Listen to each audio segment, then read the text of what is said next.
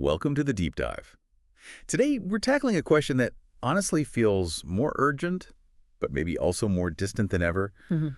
What can peace actually look like, particularly in the Israeli-Palestinian conflict and, all the regional stuff connected to it? Peace is something everyone wants, right? Mm. But getting there, it seems so hidden behind all the noise. Absolutely. And our mission today for you listening is really to try and cut through some of that noise. We want to give you a clear look at the underlying dynamics shaping these talks about peace and conflict. To do that, we've gathered quite a collection of sources, expert interviews, deep historical dives, current commentary. It's all about offering you insights, helping you feel truly informed on what is, let's face it, a really tough subject. Especially when thinking about, well, what are the actual paths to peace, even the difficult ones? Exactly. Okay, so let's unpack this. One thing our sources point out is how the media landscape seems to be, well, shifting.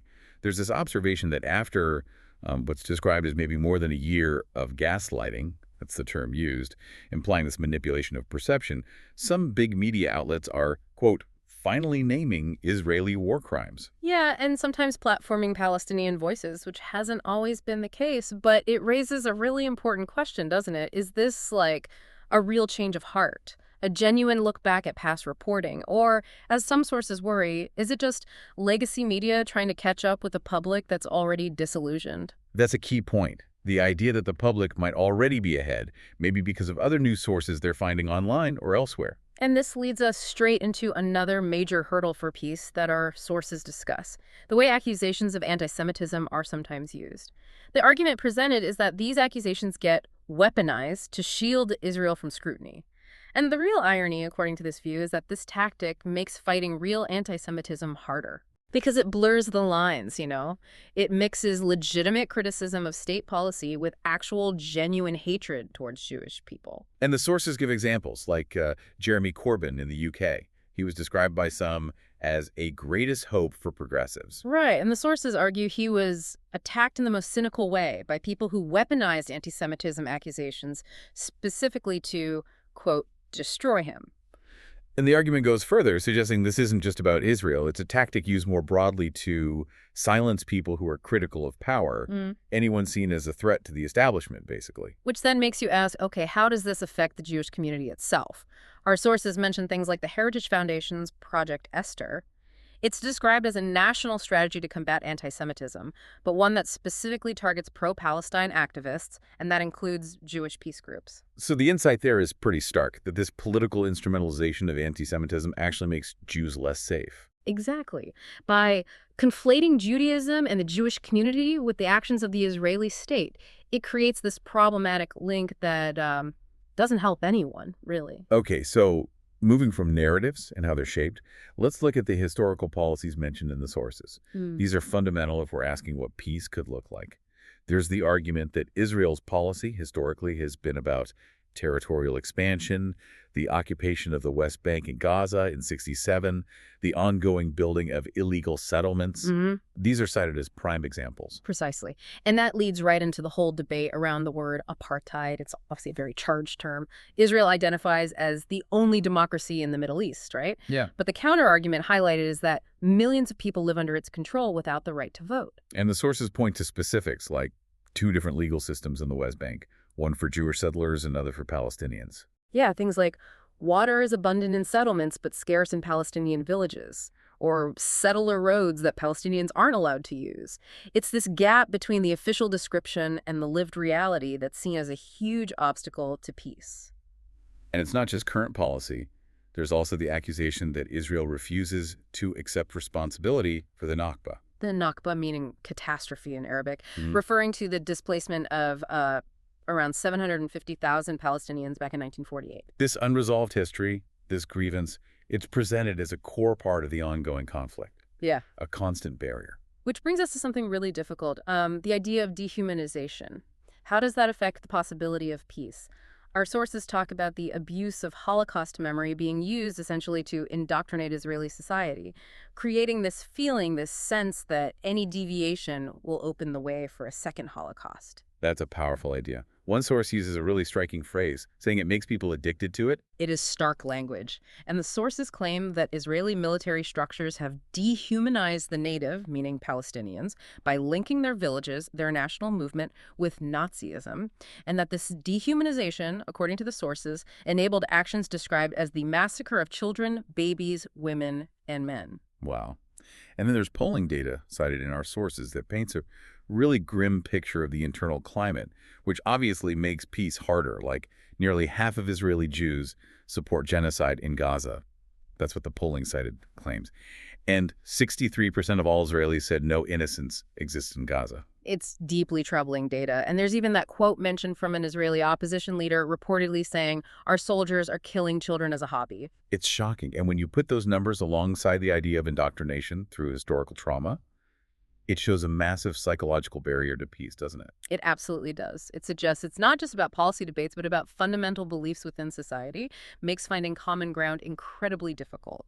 And these internal issues are, of course, linked to external powers, especially the United States. Right. One view in our sources is quite blunt about it. It says the United States is not your savior, it's your worst enemy, speaking to Israel, treating Israel like a policy instrument. So the argument is that America's blind support of Israel actually hurts Israel in the long run, sacrifices economic opportunities, prevents it from becoming, quote, a normal society. That's the perspective presented, that the U.S. never wanted Israel to be at peace with their neighbors because, in this view, that's not Israel's function as far as America is concerned. So in this analysis, the U.S. isn't a peacemaker, but maybe the opposite, the biggest obstacle to real peace. That's the claim. Through billions of dollars in annual military aid, vetoes at the UN Security Council against resolutions targeting the occupation, and consistently one-sided diplomacy, it paints a picture of the U.S. actively maintaining the status quo. Okay, so that's a heavy look at the obstacles. Let's pivot now. What about challenges to this status quo? What different visions for peace are actually out there, according to our sources? Well, one key issue that often blocks dialogue is this phrase, Israel's right to exist. Our sources describe it as a deliberately crafted term, designed, the argument goes, to impose on Palestinians and Arab states a condition they can never accept. So, it acts as a permanent roadblock. Interesting framing, seeing as a rhetorical strategy, but the sources also mention a counterpoint. Yes, the possibility of accepting Israel's existing peace within our recognized borders. And surprisingly, maybe, the sources say Hamas was actually willing to do that within a two-state framework. Really? That suggests a potential flexibility that maybe isn't often reported. It does. And look, the two-state solution is still the global consensus, generally speaking. You see it in UN votes, widespread support, except for Israel and the U.S. often. But the practicalities are huge. Right. The sources mentioned the expansion of settlements making a viable, contiguous Palestinian state seem almost impossible now in the West Bank. It's incredibly difficult. People talk about land swaps and connecting corridors as ways around it, but the reality on the ground makes it harder every day. So if two states looks increasingly unlikely, what then? Is there talk of alternatives? Yes. Our deep dive shows more discussion emerging around a one-state solution. There's a prediction in some sources that the current talks, framed around two states, might eventually hit a roadblock on West Bank issues, and that could push things towards serious consideration of a one-state reality. A single state for both peoples, that's a fundamental shift. It is. And some sources go even further, predicting the end of Zionism, meaning the ideology underpinning the state in our lifetime, maybe even soon. This involves, they suggest, the de-Zionization of Israel and its integration into the region. Can you clarify de-Zionization? What does that mean in this context? Well, based on the sources, it seems to mean moving away from an identity based primarily on ethno-religious lines towards something more inclusive, maybe secular, and definitely integrated with its neighbors. A total redefinition, really. That would completely change what peace means, wouldn't it? Moving beyond just state-to-state agreements. Absolutely. It shifts the focus towards coexistence within a shared space or region. Another key part of any future peace, surely, is accountability. Justice for past actions. Definitely. The sources talk about the possibility of prosecution of the guilty for alleged war crimes. They even note Saudi Arabia requiring justice as a condition for recognizing Israel. That signals a shift. A demand for legal consequences on the international stage. And that could lead to situations where leaders, like Netanyahu perhaps, might need to seek sanctuary somewhere else.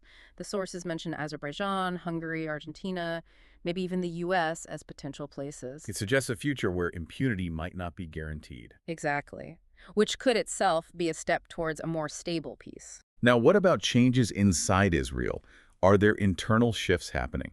Our sources highlight some really interesting things. Talk of a breathtaking depopulation of Israel by hardline Zionists, people leaving, fleeing, plus the heavy economic toll the conflict is taking. So, a potential weakening of the hardline base from within. That's the suggestion. And tied to that is this observation about the younger generation. Many Israelis who apparently don't want to be warriors, they just want to live their lives. Choosing prosperity over conflict. Kind of. The sources paint this picture of them preferring Gulf investment to just basically lay on the beach all day, rather than endless strife and conflict. It suggests a generational weariness with the current situation. That's quite a shift in priorities. And there's this anecdote mentioned about Israelis traveling to places like Dubai. When they're identified as Israeli, they get castigated and chastised. And apparently, they often respond by saying, "I support what you support," essentially dropping their ideology like a bad habit when faced with social or economic pressure. Wow. That suggests ideology might be more flexible than we think, perhaps, when faced with practical realities. It does. And then there's an even more radical idea floated: Israel passing a law against dual citizenship. Why? The idea presented is to weed out people not fully committed. Apparently, 20% of Israelis hold dual citizenship, and maybe half of those live there only part-time. So it's about fostering a deeper, singular commitment to the state's future and to peace. All these potential shifts seem connected to a wider global change, too. The growing role of a global South, the BRICS nations. Yes, seeking diplomatic solutions outside the traditional Western framework.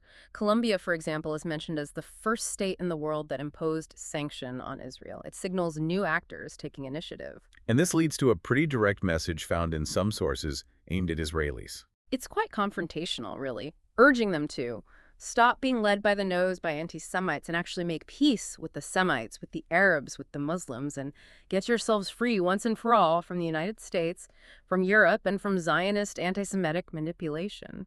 It's presented as vital to avoid the death of your country and souls. A call for a complete reorientation, then, towards the region itself as the source of a sustainable peace. Exactly. Regional integration is the only viable long-term path. Okay, let's widen the lens even further now. Iran, always a complex factor in the region. How does its role affect potential peace scenarios? Well, the sources show this dual perception, as you'd expect. On one side, Iran is seen as a destabilizing actor using militant proxies, sometimes targeting Sunni Muslims. But there's another side of the story. Yes, a counter-narrative that suggests Iran is actually making necessary changes to improve regional ties, pointing to the détente with Saudi Arabia as a major example. Then even functionally cutting loose Hamas and Hezbollah to some extent, focusing more inward or on state-to-state relations. What about things like attacks on nuclear facilities? How are those interpreted? Interestingly, some sources describe those events as potentially choreographed, not necessarily real escalations, but perhaps designed to destroy the threat narrative around Iran's nuclear program, to manage perceptions. There's a very different reading. Yeah? And its ties with Russia and China. Seen by some sources primarily as lifelines against sanctions and sabotage. Not necessarily about building regional dominance, but more about survival in the face of external pressure. Okay, speaking of nuclear issues, it's not just Iran.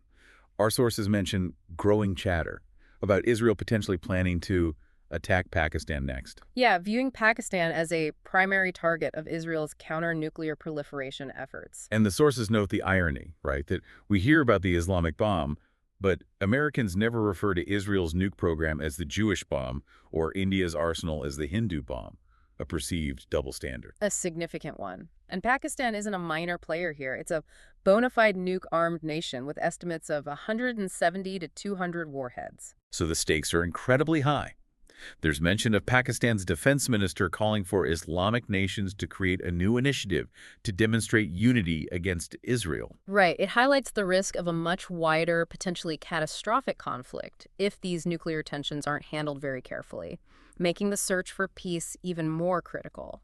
Now, shifting to a deeper level again, our sources touch on this fascinating, almost philosophical idea about the end of secularity. Yeah, the concept that the decline of the post-World War II global order also means an end of secularity, a sort of re-enchantment, a return of sacred thinking influencing world events. How does that connect to peace in this specific conflict? Well, one argument presented is really challenging. It suggests that seeing Jews no longer primarily as powerless victims, but now as agents with power, with military strength, has somehow short-circuited that ingrained narrative from the post-Holocaust era. And this, some sources propose, might help explain the disproportionate attention and hate directed towards Jews or Israel today, a reaction to this perceived shift in power dynamics. It's a complex and unsettling argument. And this re-enchantment idea is further complicated when you have nations. Iran is mentioned again, whose theology, according to these sources, includes the destruction of Israel as a necessary step before their Messiah returns. So deeply held religious beliefs are directly intertwined with geopolitical goals. Exactly. It makes achieving global narrative change, and therefore peace, incredibly difficult. It's not just politics, it's theology, it's culture. But amidst all these massive challenges, historical, political, theological, the sources do offer some hope, particularly looking at younger generations. Yes, especially in the West, there's this view of the younger generation being not as fanatic, maybe not as intimidated by the allegations of anti-Semitism. And perhaps more attuned to rights issues generally? Right. Described as sensitive to the rights of minoritized groups. And crucially, the sources suggest these young people will not forget the response they faced on university campuses. They will not forget that the universities, that their government unleashed extreme violence on them for simply denouncing a genocide. That's the prediction. Implying a long-term impact. Yes, pointing towards a future reckoning that will come as these individuals move into positions of influence, potentially bringing different values, prioritizing justice and human rights, which could eventually change the whole dynamic around peace. Wow. We have covered so much ground. It's clear that what peace can look like isn't one simple picture, is it? Not at all. It's this incredibly complex tapestry woven from history, geopolitics, global shifts, deep-seated beliefs, all clashing and interacting. Peace isn't just stopping the fighting. It's about tackling root causes, shifting those powerful narratives we've discussed. And understanding all these layers, the obstacles, the narratives, the different visions, even the conflicting ones, that's really key if you, listening, want to be truly well-informed. It helps you see past the daily headlines to the deeper forces shaping this quest for peace. So as we wrap up this deep dive, here's something to think about, a final thought for you. Given everything we've heard, the weight of history, the power dynamics, the economic forces, the deeply held narratives, what role is there for individual action, for critical thinking, in trying to shift things towards a more peaceful future? Where does that agency even begin for you?